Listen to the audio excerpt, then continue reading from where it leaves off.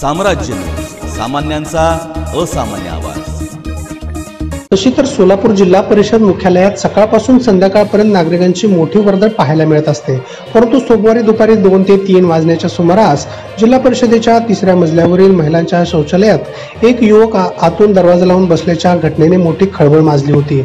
दरम्यान ही माहिती येथील पोलीस तसेच शिपायांना समजल्यानंतर त्यांनी दरवाजा उघडायला सांगितले, पण काही केले त्या तरुणाने दरवाजा उघडला नाही। त्यानंतर मुख्य कार्यकारी अधिकारी कुलदीप जंगम यांच्या 2 पोलीस कर्मचाऱ्यांनी सदर बाजार पोलिसांना कळवत या घटनेची माहिती दिली। त्यानंतर त्यांनी मोठा प्रयत्न केला, पण तो युवक दरवाजा उघडत नसल्याने त्याने आत्महत्या केली असावा असा संशय वाढल्याने मोठी खळबळ उडाली होती। त्यानंतर मुख्य कार्यकारी अधिकारी यांच्या कार्यालयातील देशमुख आणि माने यांनी सीईओ कुलदीप जंगम यांना भ्रमणध्वनीद्वारे संपर्क करत दरवाजा तोडण्याची परवानगी घेतली आणि त्यानंतर तो दरवाजा तोडला असता तो युवक जिवंत असल्याचे निदर्शनास आले। त्यानंतर सदर बाजार पोलिसांनी त्या युवकास ताब्यात घेत इतका वेळ शौचालयात काय करत असल्याची विचारणा केली असता मी धाराशिवचा असून पैशाच्या व्यवहारातून 2 महिला व 2 तरुण माझ्या पाठीमागे लागल्यामुळे मी जिल्हा परिषदेत आलो व थेट 3ऱ्या मजल्यावरील महिला शौचालयात गेलो असल्याचे त्यांनी पोलिसांना सांगितले होते।